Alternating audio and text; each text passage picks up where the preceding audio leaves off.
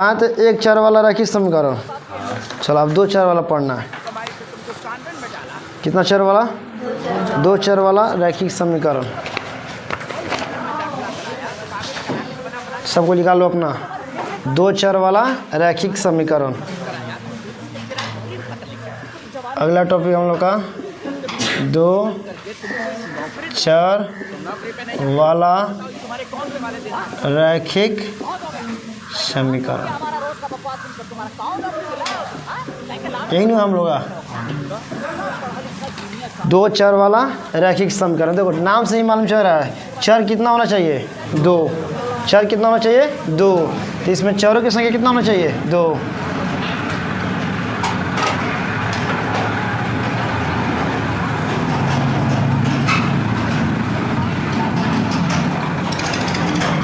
बताओ इसमें चरों की संख्या कितना है? दो है। एक एक्स और एक वाई। पहले हम लोग पढ़े थे एक चर वाला, तो उसमें एक चर था। एक चर मतलब क्या होता है? चर का मतलब क्या होता है? चर का मतलब होता है ए बी सी से लेकर एक्स वाई और जेड। लेकिन इसमें हम ज़्यादा किसको मान लेते हैं लोग? एक्स और वाई को। एक्स और वाई को ज़्यादा मान लेते हैं। समीकरण बताओ चर समीकरण में हमारा मतलब कि ज़्यादा किसका यूज किया जाता है? एक्स और वाई का। उससे ज़्यादा किसी का यूज नहीं होता। ए बी सी सबका यूज हो जाएगा, लेकिन ज़्यादा यूज किसका होता है? एक्स और वाई का। अचार, अचार में क्या होता है हमारा? एक दो तीन चार लेकर कहाँ तक चल जाओ? अनंत तक। ये हमारा क्या होता है? अचार। तो इसमें हम लोग पढ़ेंगे दो चर वाला रैखिक समीकरण। याद रखना दो को चर हो गया एक्स और वाई। दो चर था। पहले हम लोग पढ़े थे एक चर वाला, जिसमें कितना था चर? एगो। इसे 2x प्लस 5 2x प्लस 5 बराबर 0। ये हमारा कितना था? एक चर वाला रैखिक समीकरण। ये हमारा क चर वाला है? दो चर वाला। ये पढ़ना है कहाँ? 9th में। लेकिन 10th में पढ़ना है इसका जोड़ा में, युग में पढ़ना है। दो चर वाले रैखिक समीकरण युग में, तो हम लोग को जोड़ा में पढ़ना है। लेकिन अभी हम लोग जानेंगे पहले एक समीकरण, फिर उसके बाद डबल समीकरण। देखो इसमें हमारा दो चर है और साथ से रैखिक मतलब घात में कितना चाहिए? एक।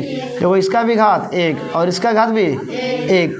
तो इसमें ये दो चर वाले समीकरण किससे कहते हैं? तो वैसा समीकरण जिसमें दो चर हो। कितना चर हो? दो। और उस चर की घात क्या हो? एक हो। उस चर की घात क्या हो? एक हो। उसे हम कौन सा चर कहते हैं? दो चर वाले रैखिक समीकरण। एग्जाम्पल देख सकते हो। इसका व्यापक रूप क्या होता है? व्यापक रूप को हम लोग क्या बोलते हैं? मानक रूप। तो इसमें बताओ कितना चर होगा? A x plus b y plus c. यहाँ पर हम कहते हैं बराबर क्या करते हैं? 0। ये हमारा क्या हो गया? व्यापक रूप। यानी दो चर वाला का व्यापक रूप। एग्जाम में पूछेगा। तो याद रखना a x plus b y plus c बराबर 0 किसका व्यापक रूप है? दो चर वाले रैखिक समीकरण का। अब इसी को हम जोड़ा में रख देंगे तो हमारा दो चर वाला रैखिक समीकरण जुम हो जाएगा। इसी को तो पढ़ना। अब बताओ इसका हल करने के लिए हम लोग क्या करना पड़ेगा? इसका कितना हल होता है? तो याद रखना एक चर वाले रैखिक समीकरण का हल कितना होता है? तो एक चर वाले रैखिक समीकरण का हल होता है अनगिनत। अनगिनत मतलब अनंत। कितना हल होता है? अनंत हल होता है।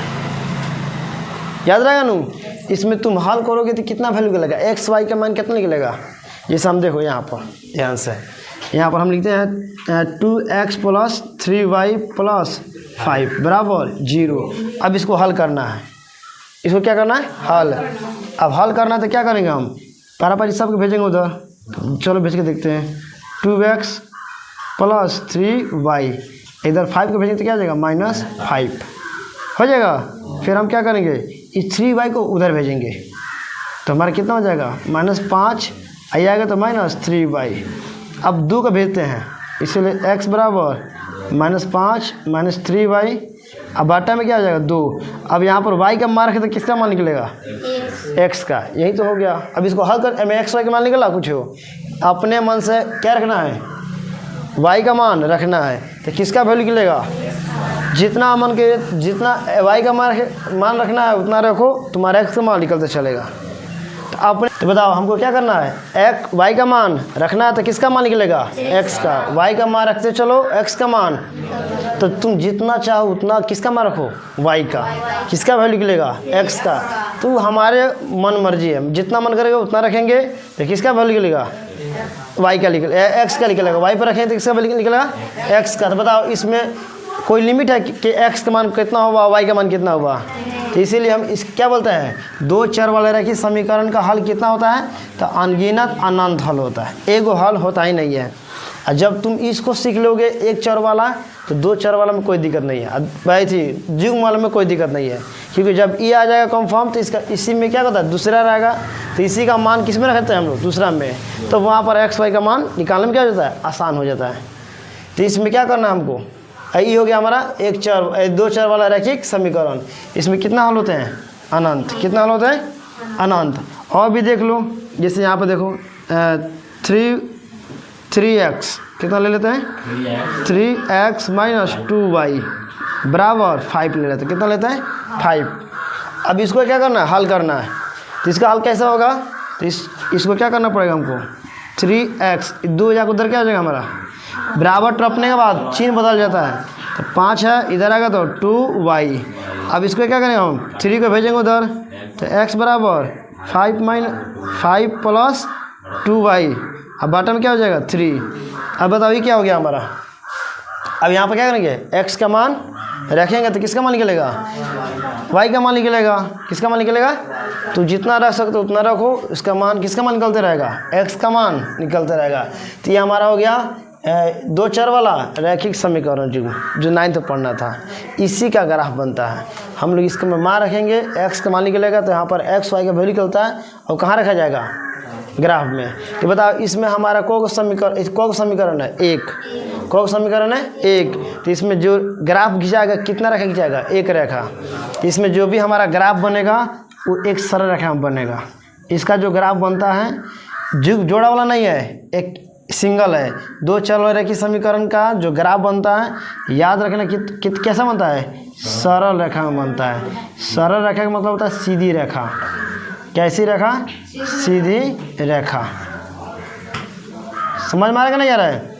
इसका जो ग्राफ बनेगा कैसे बनेगा, सीधी रेखा। अगर इसका ग्राफ खींचेंगे, मान लो कि हमारे पास ग्राफ है, ये हमारा क्या हो गया, ग्राफ। ये हमारा क्या हो गया, ये हो गया हमारा y डैश, x डैश।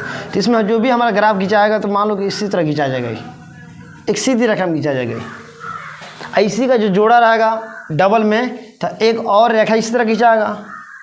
एक तो रेखा, और मान लो एक समीकरण का एगो रेखा बना, तो अगला एक और समीकरण देगा आदमी, तो उसका भी वैसा रेखा बनेगा। तो सेम वैसा बनेगा, तो उसमें एक और रेखा खींचेगा, तो इस तरह खींचा जाएगा वो। तो वो हो जाता है प्रतिच्छेदी रेखा ग्रुप में, और जहाँ पर करता है वहीं पर उसका वैल्यू निकल जाता है, जो हम लोग बोलते हैं ग्राफ विधि से हल करना। समीकरण की सब विधि से हल करना। तो एक समीकरण आएगा तो एक रेखा खिंचाएगा, दो गो रहेगा समीकरण तो दो खिंचाएगा। एक समीकरण के लिए एक सीधी रेखा, डबल समीकरण के लिए डबल सीधी रेखा, जो हम लोग का 10th में पढ़ना है। कौन नंबर में आता है, 5 नंबर में। कौन नंबर में आता है, ग्राफ 5 नंबर में। याद रखना, एक चर वाले रैखिक समीकरण, दो चर वाले की समीकरण का ग्राफ एक सीधी रेखा में होती है।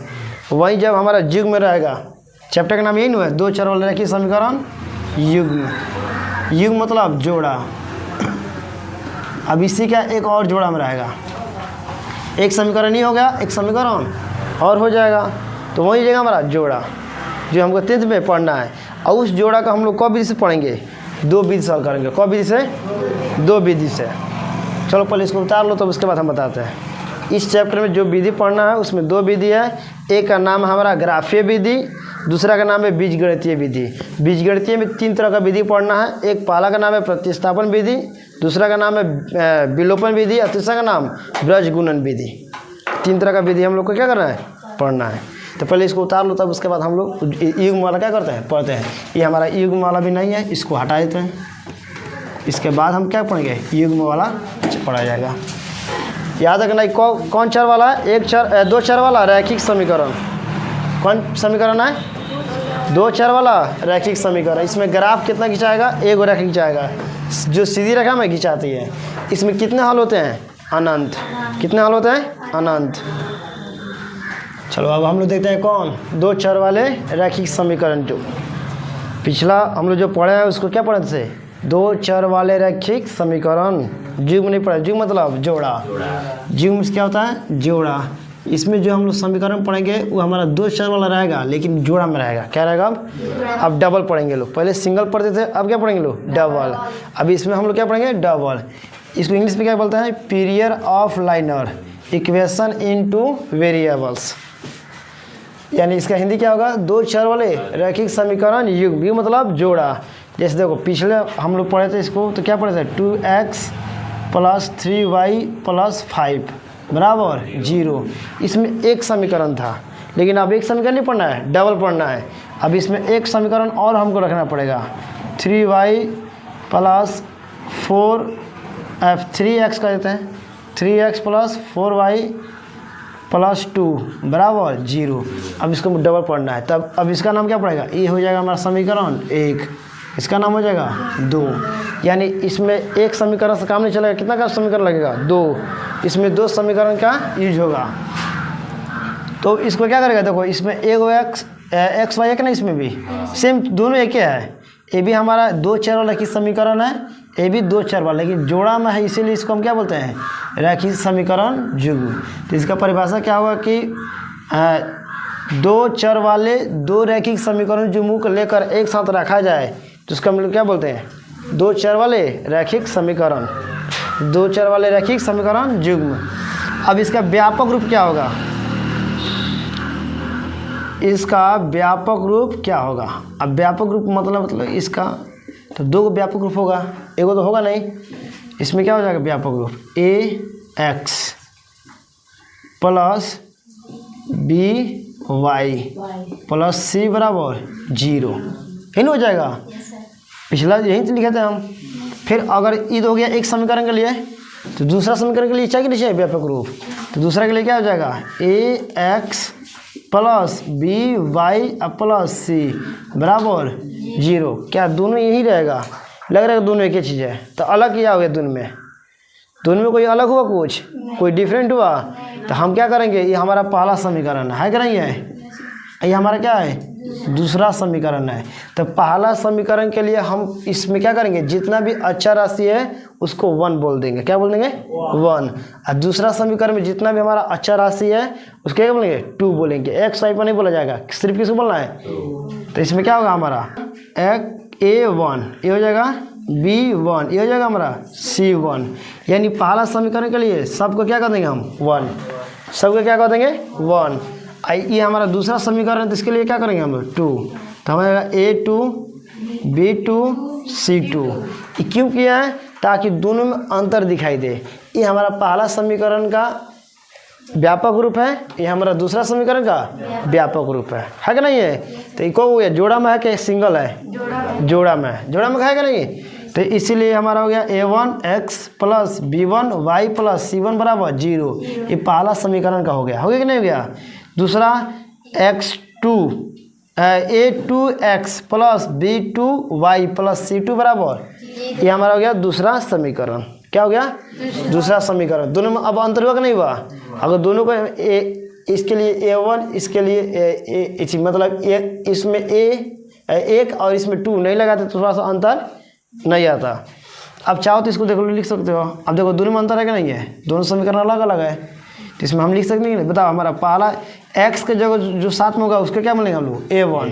पहला समीकरण में सब a1 होगा, पहले a1 होगा। पहला समीकरण के लिए सब क्या होगा? 1।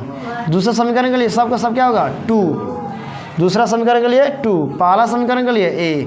तो ये पहले बताओ तुम लोग कि जो x के साथ रहेगा उसको क्या बोलेंगे? a। जो y के साथ रहेगा उसको b। और c में कुछ नहीं हुआ, अकेले रहेगा। बिना x y वाला कौन हो जाएगा हमारा? c। तो बताओ ये जो इसमें बताओ हमारा जो क्या है? 2x + 3y + 5 बराबर 0। जो समीकरण 1 है इसमें हमारा पहला को हम क्या बोलेंगे? a1, क्या पहला समीकरण का है। तो a1 में कितना हो जाएगा हमारा? 2 होगा। कितना हो जाएगा? 2। और B1 क्या कि 1 समीकरण सब में वर्णन चलेगा, तो बता कितना हो जाएगा हमारा 3। C1 कितना हो जाएगा, याद रखना A1 हमेशा x वाला का रहता है पार्ट, B1 y वाला का पार्ट और C1 बिना XY वाला होता है। आगे समझ में, सबका सब अचर राशि होता है, सबका सब कौन लिया जाता है, अचर राशि। उसके बाद हमारा दूसरा कौन है, दूसरा समीकरण में आ जाओ तो हमारा क्या 2x + 4y + 2 बराबर 3x, 3x + 4y + 2 बराबर 0। ये हो गया समीकरण 2, समीकरण 2। अब समीकरण 2 में हम लोग क्या करेंगे, इसमें हम लिखेंगे, अब बताओ A1 लिखे कि A2 लिखे, A2 किसके लिए, A जो है x के लिए, B y के लिए, C जो बिना x y वाला हो। तो बताओ हमारा A2 क्या हो जाएगा 3, B2 क्या हो जाएगा 4 और C2 क्या हो जाएगा 5, दोनों होगा, 5 कहाँ से हो जाएगा, 2 हो जाएगा। इस तरह हमारा A1 A2 और A1 B1 C1 A2 B2 C2 निकल जाता है। अब इसी को आदमी क्या करेगा, अगर सूत्र में यूज करेगा, जिसका इस सब क्या सूत्र होता है, बताओ इसमें किसी को दिक्कत नहीं है। ये तुम्हारा व्यापक रूप है, एग्जाम में पूछता है, ये VVI मान लेना, इसको पूछता है कि 2 चल वाले के समीकरण का व्यापक रूप का होता है, तो ऑप्शन में देखना ये होगा तो वही होता है। इसमें A1 x + B1 y + C1 बराबर 0। फिर इसके बाद क्या है A2 x + B2 y + C2 बराबर 0। ये पहला समीकरण, दूसरा समीकरण है, याद रहेगा ना। दूसरा समीकरण के लिए 2 का यूज होता है, पहला समीकरण के लिए 1 का यूज होता है। इसमें हम सब बता दिए हैं। पहला जो x रहेगा वो A1 होगा, y के साथ होगा जो B होगा, और जो बचेगा वो C हो जाएगा। समीकरण 1 के लिए तो सब का सब 1 हो जाएगा, समीकरण 2 के लिए तो सब का सब 2 हो जाएगा। किसी को दिक्कत यहाँ तक उतार। चलो अब हम लोग देखते हैं क्या, समीकरण को हल करने की विधि। 2 चर वाले रेखीय समीकरण युग्म का हल करने की विधि। 2 चर वाले रेखीय समीकरण युग्म को मतलब दो चर वाले के समीकरण युग्म को हल करने की विधि है। मेथड है कि कितने मेथड के द्वारा, कितने विधियों के द्वारा इस 2 चर वाले के समीकरण को हल करना होगा। तो इस हम 10th क्लास में कौन विधि पढ़ना है, 2 तरह का विधि। एक हमारा है ग्राफीय विधि, 2 चर वाले के समीकरण युग्म को हल करने की 2 विधि होता है। एक हमारा होता है ग्राफीय विधि, जिसको हम लोग ज्यामितीय विधि भी कहते हैं, ग्राफ के द्वारा हल करना। इसके द्वारा हल करना, बुक में पहले कौन विधि दिया गया है, ग्राफ विधि। सबसे पहले कौन विधि दिया गया है, ग्राफ विधि। तो हम लोग पहला सीखेंगे ग्राफ विधि, उसके बाद ज्यामितीय विधि इसी को बोलते हैं, और इसी का एक और नाम क्या है, आलेखीय विधि, ग्राफ मेथड। और एक होता है हमारा बीजगणितीय विधि। अब बीजगणितीय 3 तरह का होता है। कौन तरह का होता है, 3 तरह का, जिसमें पहला नाम कौन होता है, प्रतिस्थापन विधि। पहला का नाम क्या है, दूसरा का नाम क्या है, विलोपन विधि, और तीसरा का नाम। तो इस अनुसार से हम लोग को कौन तरह का विधि पढ़ना है, 4 तरह का। कौन तरह का विधि पढ़ना है, पहला प्रतिस्थापन विधि, दूसरा विलोपन विधि, तीसरा ब्रजगुणन विधि। ब्रजगुणन विधि, इस प्रकार से कौन विधि हो जाता है हमारा, 4 विधि। एक ग्राफीय विधि, प्रतिस्थापन विधि, विलोपन विधि और ब्रजगुणन विधि। तो समीकरण को हल करने का कौन विधि पढ़ना है 10th क्लास में, 4 गो। पहला बताओ ग्राफीय विधि, दूसरा हो जाएगा प्रतिस्थापन विधि, तीसरा का नाम हो जाएगा विलोपन विधि, चौथा का नाम हो जाएगा ब्रजगुणन विधि। तो इसमें हम लोग पहले ग्राफ का यूज करना होगा, दूसरा में हम लोग एक समीकरण लेकर उसको हल कर दूसरे समीकरण में रखेंगे, तीसरा में क्या होता है, गुणा उना किया जाता है, चौथा में सूत्र होता है, उस पर मान रखकर हल किया जाता है। तो सबसे पहले हम लोग कौन विधि पढ़ लें, ग्राफ विधि पढ़ लें, कि प्रतिस्थापन के, विलोपन के, ब्रजगुणन। अब ग्राफ के लिए ग्राफ अभी होना चाहिए है, तो अभी लाए नहीं हो तो काम पढ़ लिया जाए। सबसे पहले हम लोग क्या पढ़ लेते हैं, प्रतिस्थापन पढ़ लेते हैं। पहले हम क्या पढ़ लेते हैं, ग्राफ और पेंडिंग में रखेंगे, ग्राफ बाद में पढ़ेंगे लास्ट में, ठीक है। अभी क्या पढ़ लेते हैं हम लोग, प्रतिस्थापन विधि, उसके बाद कौन पढ़ेंगे हम लोग, विलोपन विधि, उसके बाद ब्रजगुणन विधि। चलो स्टार्ट किया जाए। चलो पहला हम लोग का विधि कौन है, प्रतिस्थापन विधि। इसमें क्या करा जाता है, एक समीकरण होगा, 2 समीकरण आएगा, उसमें से एक समीकरण कोई लिया जाएगा। समीकरण 1 उठाएगा आदमी, तो उसका जो हल करेगा उसमें x या y का एक वैल्यू निकाल जाता है। तो अगर पहला समीकरण उठाए हो लिए हो तो उसका जो एक्स और वाई का वैल्यू जो आएगा वो कहाँ रखना है, दूसरे में रखना है। कहाँ रखना है, अगर दूसरा लिए हो तो पहला में रखना पड़ेगा। यानी एक समीकरण लो, उसमें जो एक्स वाई का वैल्यू आएगा कहाँ रखना है, दूसरे में। किस में रखना है, दूसरा में। अगर दूसरा समीकरण उठाए हो तो उसमें एक्स वाई का वैल्यू निकालो तो कहाँ रखना है, पहला में। उस तरह हमारा एक्स और वाई का वैल्यू निकाला जाता है। किस विधि में, प्रतिस्थापन विधि। चालू किया जाए इसको।